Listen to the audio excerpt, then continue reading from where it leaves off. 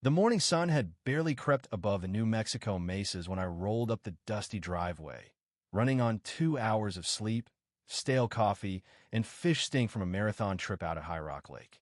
All I wanted was a hot shower, a thick slice of pecan pie, and maybe 10 minutes in the hammock strung between the old mesquite trees.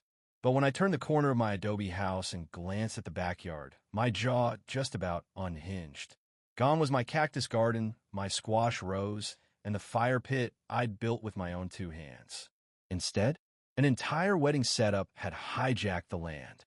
I'm talking white tents, plastic roses, foldable chairs lined in perfect military rows, and some kind of jazz trio warming up under a gazebo that hadn't been there 2 days ago. Where my raised beds once sat, a champagne station stood, complete with bartenders in bow ties and a carved ice sculpture of two swans kissing.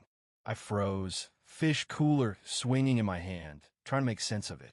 I muttered to myself, either I passed out on the lake and this is purgatory, or someone decided my backyard was up for grabs.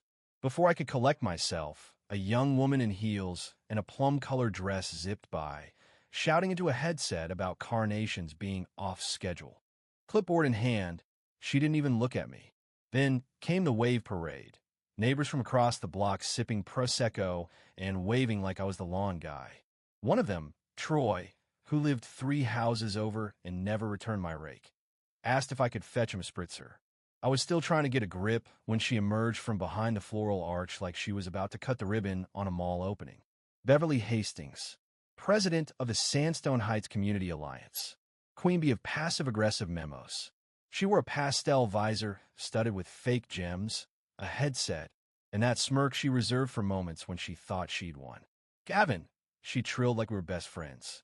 "You're back early. We thought we had the whole day still." I didn't move. "Bev, why is there a wedding happening in my damn yard?" She blinked, then lit up like she was explaining to a toddler why the sky was blue. "It's my niece Lila's big day.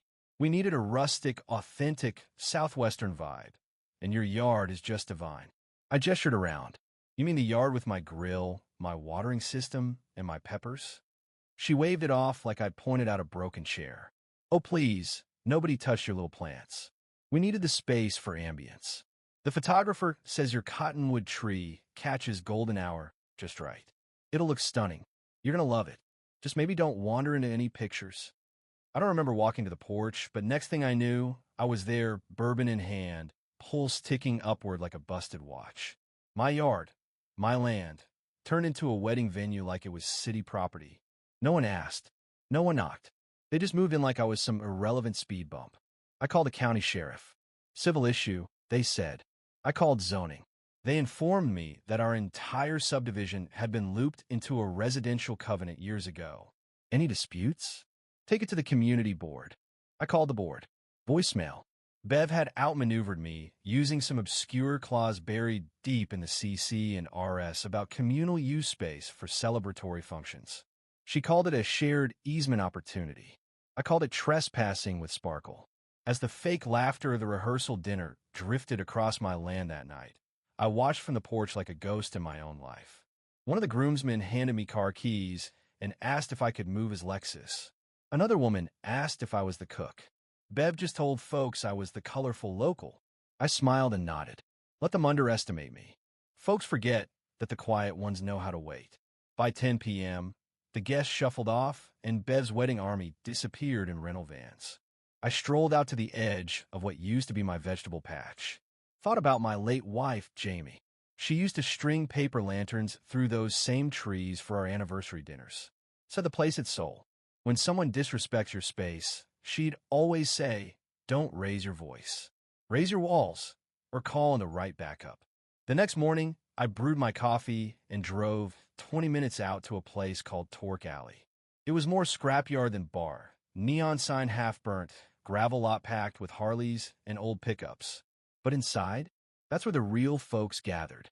Veterans, grease monkeys, ex-roadies, and the odd outlaw poet.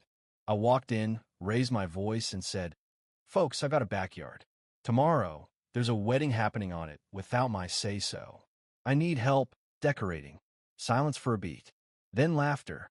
Then the kind of slow nods that say we're in.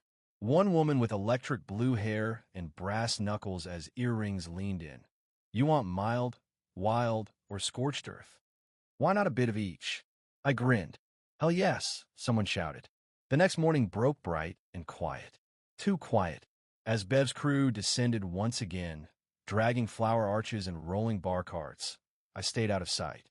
But I wasn't idle. I plugged in my backyard speaker system, the one I usually use for old blues records, and queued up something special. Over a dozen audio files of screaming goats, each more unhinged than the last. At exactly 2 p.m., the first growl of engines rolled over the hill like thunder. Bev, in full headset command mode, glanced up, frown deepening. Then came the rest, 24 bikers in leather and denim, some with eye patches, one with a parrot. They parked neatly along my property's edge, didn't cross a line. But they were loud, legally loud. I stepped off the porch and nodded to Big Ray, a former bouncer turned mobile mechanic. He handed me a remote. Ready when you are, Gav. Oh, I've been ready since they trampled my rosemary bush. I hit play. The screaming goats howled. Every single one. Different pitches, overlapping chaos. The sound ripped through the air like a banshee choir. Guests froze. One dropped their flute a bubbly. Another screamed. The violinist fainted. Then the real show started. Ray's crew began singing the punk rock version of Here Comes the Bride over a backing track of distorted guitars. One dude with a Viking helmet and a bass amp joined in with a solo so intense. A squirrel dropped from a branch mid-shriek. Bev sprinted toward me, heels punching holes in my lawn. Gavin, what the hell are you doing? I sipped my drink, sharing the ambience. You're ruining the wedding. Correction, I said. I'm just participating in the shared community celebration space clause. Right? She turned red, started rattling off something about legal infractions. But just then, the sheriff pulled up.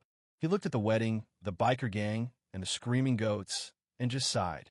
Not my jurisdiction, he muttered, then turned on his heel and walked away. I grinned. The party was just getting started. Marty barely lifted his chin, barely acknowledging me as he leaned on his patrol car with that smirk only a man who'd survived all of his bad decisions could muster. I stepped aside to let a group of bikers roll through, one of them balancing a tray of hot dogs, handing them out like it was some kind of street-side carnival. The guests looked at the snacks with confusion written all over their faces, part shock, part intrigue, while the kids just laughed. The teens, too, were all recording every moment on their phones, probably making sure they could relive the insanity for years to come. Cheryl's son-in-law tried to confront the guitarist, but the guy just nodded politely, cranked his amp to 11, and made the strings scream. Then came the true moment of chaos. Donna, one of the bikers, a former opera singer turned mechanic, stood at the front and belted out a high C that shattered a champagne flute in midair, making everyone freeze. For a heartbeat, there was nothing but silence. Even the goats stopped bleeding. And then, slowly, a single clap echoed from the back of the yard, followed by another. And before long, the entire wedding crowd erupted into laughter. The absurdity hit full throttle, and people couldn't help but let go of their pretensions. They began taking selfies with the bikers. The flower girl high-fived a giant with tattoos up to his ears, and the photographer, clearly defeated, started snapping shots of the chaos instead of the perfect moment.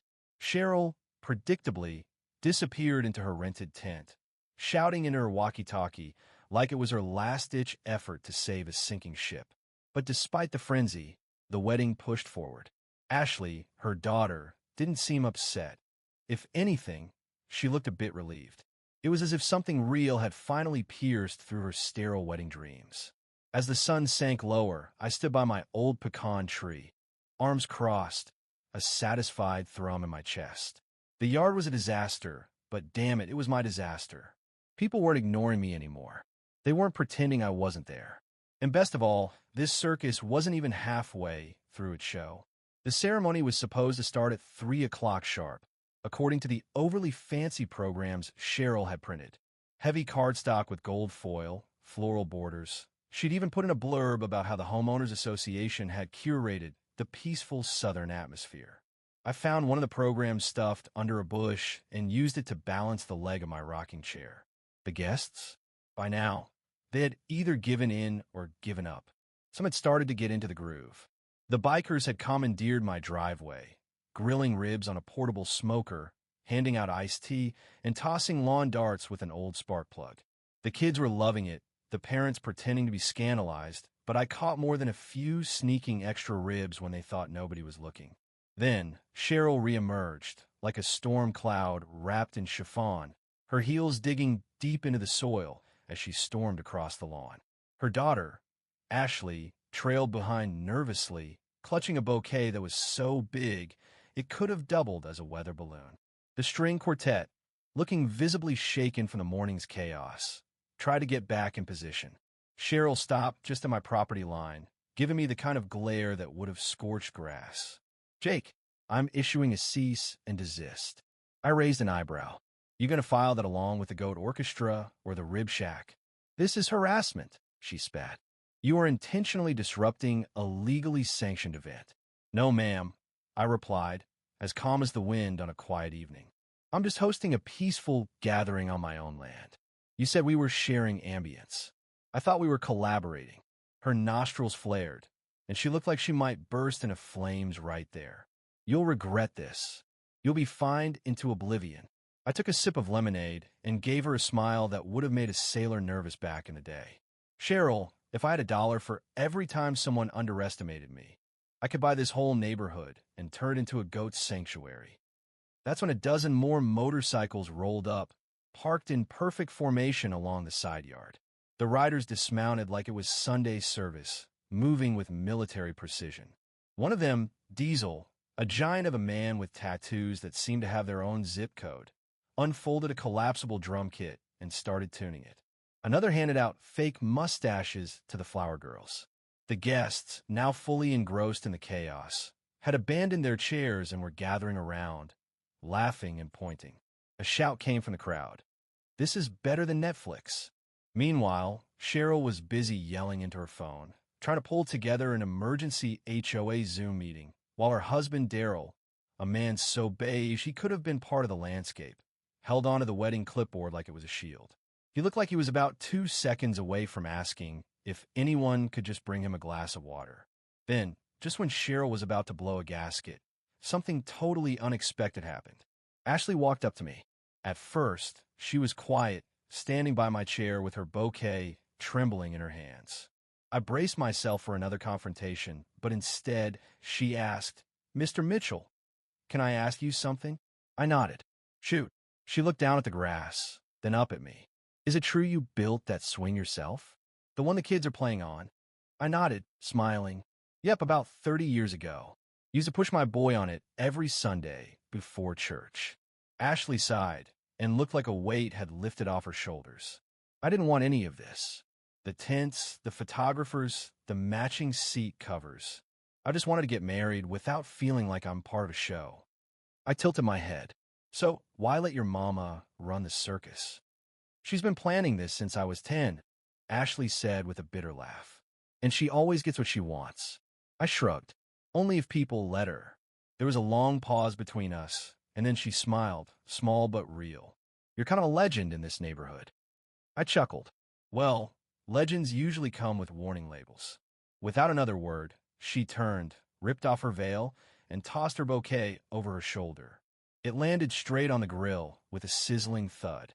The bikers erupted in cheers, and Cheryl screamed something about contamination. She collapsed into a lawn chair, looking like she might burst into flames. Ashley walked up to her groom, took his hand, and said, "Let's get married under the pecan tree. The swing's a better backdrop anyway." And that's exactly what they did. They moved the whole ceremony 15 feet over into my yard, officially outside of Cheryl's precious HOA jurisdiction.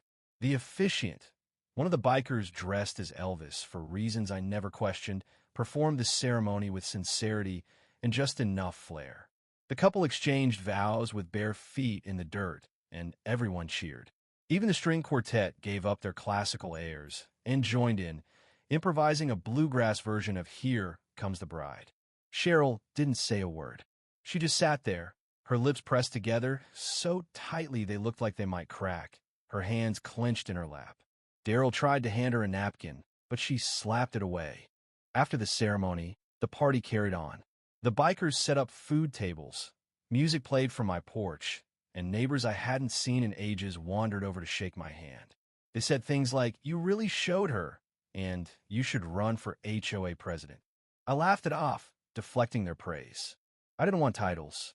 I just wanted peace, my land, and the occasional barbecue. As dusk settled in, one of the biker ladies, silver braids and a jacket covered in patches from places I'd only heard of, handed me a cold beer and sat down beside me. "You did something good today," she said. I shrugged. "I mostly just made noise." "No," she said, watching the crowd. "You gave people permission to live, even if just for a day." I didn't respond. I just watched the bride, barefoot in the grass, laughing with her friends. For the first time in a long while, I didn't feel like a stubborn old man fighting a losing battle. I felt like someone who had carved out a small island of freedom in a world gone plastic. And that was worth every goat scream. I looked around, taking in the scene before me. Kids roasting marshmallows on the exhaust pipe of a motorcycle. The bride twirling barefoot in the grass. Retirees perched in lawn chairs, trading stories with grizzled men who looked like they'd been on the road since the 80s. To me, it seemed like everyone was just having a good time. Marty, clearly feeling out of place, tried to interject, clearing his throat as he adjusted his clipboard. "Mr. Mitchell, regardless of your intentions, the board has determined that your gathering qualifies as a violation. Under the HOA charter, we're authorized to issue fines and initiate lien proceedings." I cut him off, giving him a skeptical look. "You sure about that?" "Well, yes," he stammered. "The language is quite clear." I turned, walked into the house, and came back with a file folder. Handing it to him, I said, "That's my deed. Go ahead and read the date." He flipped it open, brows furrowed. 1973, he read aloud. "Yep," I said, nodding. "This land was deeded to me by my grandfather long before your precious HOA was even a thought." The line stops right at the drainage ditch. "You and your charter don't have jurisdiction over a single inch of this property. I'm not part of your HOA, never have been. I just never bothered to correct you folks because I figured live and let live, but you pushed your luck." Cheryl's face turned the color of a tomato left too long in the sun. "That can't be." "It can be," I interrupted calmly. "The county records back me up. I checked twice." Marty went pale, and without another word, he adjusted his glasses, cleared his throat again, and muttered something about needing to verify with legal. Then, in a move that could have been out of slapstick comedy, he hurried off like he might trip over his clipboard at any moment. The crowd cheered. Someone popped open a beer, and the DJ, now emboldened, queued up "We're Not Gonna Take It" and cranked the volume. Cheryl just stood there, fists clenched, eyes darting back and forth like she was searching for a way to undo the entire day. But there was no rewinding this moment. Her daughter was already slow dancing in the moonlight, and her son-in-law had tossed off his tie to play horseshoes with a guy named Chainsaw Rick. Her HOA authority had evaporated like cotton candy in the rain. Cheryl finally turned, stormed off toward her car, and slammed the door hard enough to make the streetlight flicker. As she peeled away down the road, I noticed she had parked across 3 driveways. Typical. With Cheryl gone, the rest of the neighborhood exhaled. The tense atmosphere lifted. People started talking, really talking. Old grudges thawed. Greg from down the block, who hadn't exchanged more than 10 words with me in years, leaned over and said, "Jake, that was the most fun I've had since my kids moved out." I smiled and clinked my beer bottle with his. "You should come by more often. Maybe next time we'll have a goat rodeo." He laughed. "If you're hosting, I'm in." Later, when the grill's embers had cooled and the last of the wedding guests finally wandered off, I sank into my chair on the porch. Big Mike and Diesel were there too, watching the stars blink overhead. For the first time in ages, the yard felt like mine again, not just by deed but in spirit. It was alive. It had meaning again. Big Mike, sipping whiskey, gave me a sidelong glance. "You ever think about running for something? HOA president? Mayor? Local deity?" I shook my head. "I don't need a title. Just need a yard I can call my own." Diesel chuckled. Well, you've definitely earned that. And I gotta say, you throw one hell of a party. I glanced over the yard, still trampled and sparkling with the remnants of Cheryl's doomed centerpieces. Wasn't supposed to be a party, I said. Just supposed to be a reminder of what I've got here. I leaned back in my chair, watching as one of the goats, Freckles, climbed onto the swing and rocked back and forth. Some things can't be stolen, I muttered.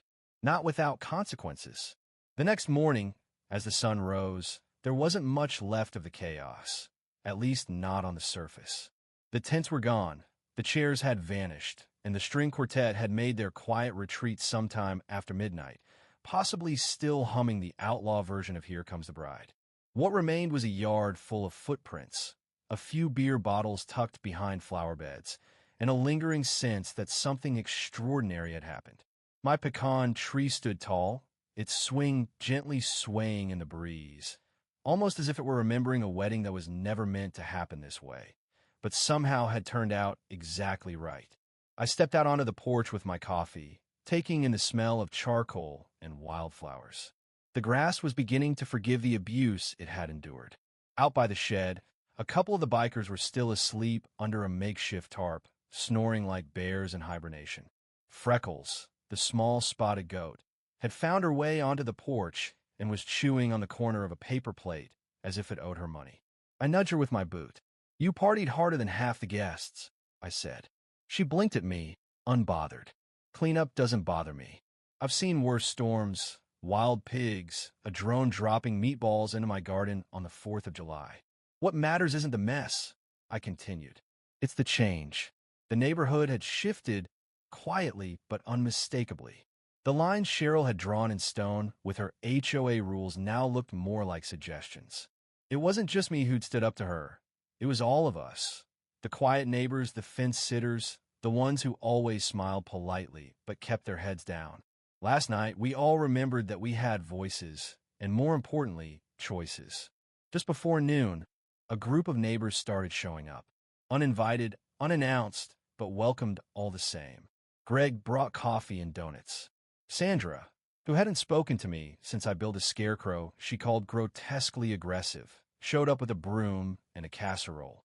Even Old Man Whitaker, the one who once tried to fine me for leaving my hose uncoiled, came limping across the lawn with a trash bag and a sheepish grin. We didn't say much at first. We just started cleaning.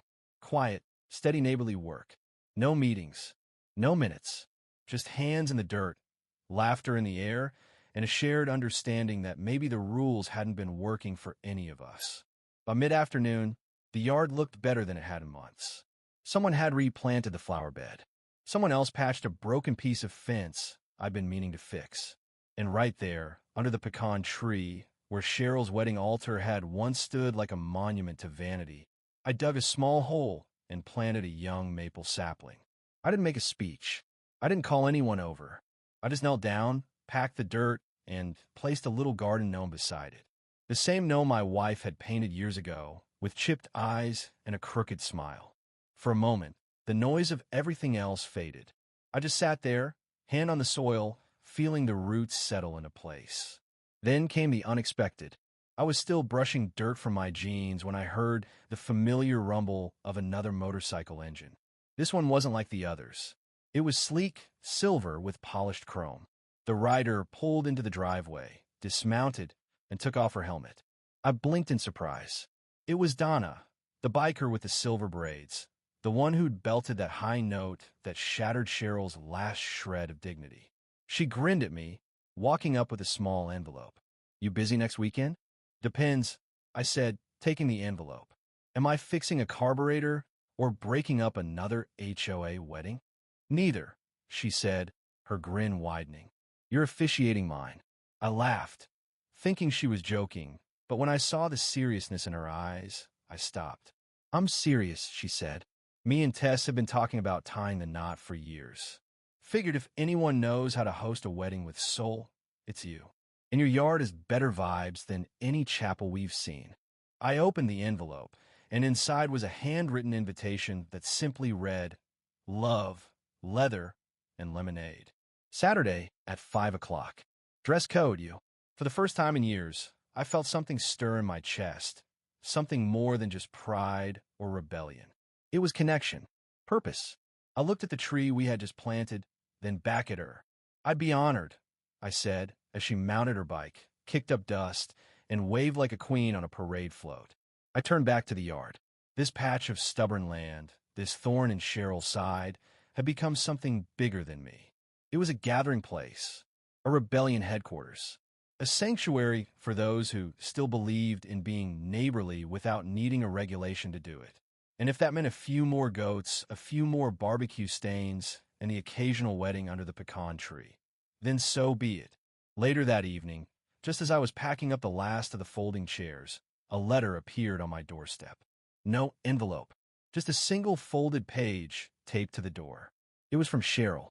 The handwriting was tight and formal, like someone writing a resignation letter with a ruler. It read, "Mr. Mitchell, effective immediately, I am resigning from my position as president of the Pine Valley Homeowners Association due to personal stress and irreconcilable differences within the community. I believe it is in the best interest of the neighborhood that I step down. I will be taking time to focus on self-care and reflection. Sincerely, Cheryl Cranford." There was no apology, no acknowledgement, just an exit, but it felt like the sweetest note I'd ever received. I folded it carefully and stuck it on the fridge, next to a picture of my wife holding a tomato the size of her head. She always said I had a talent for growing things. That night, I sat on the porch again, rocking slowly as fireflies danced through the air. The goats were asleep in the shed. The swing creaked gently. The stars shone brighter than usual, or maybe I just noticed them more. And for the first time in a long time, the world didn't feel so heavy. I didn't win anything. I didn't take a title or claim a crown. All I did was hold my ground. But sometimes, that's all it takes to remind people where the line is and what happens when someone like Cheryl crosses it. Somewhere in the distance, a bike engine purred. Another guest, maybe. Another story waiting to unfold. I raised my glass to the darkness, smiling. This yard wasn't just mine anymore.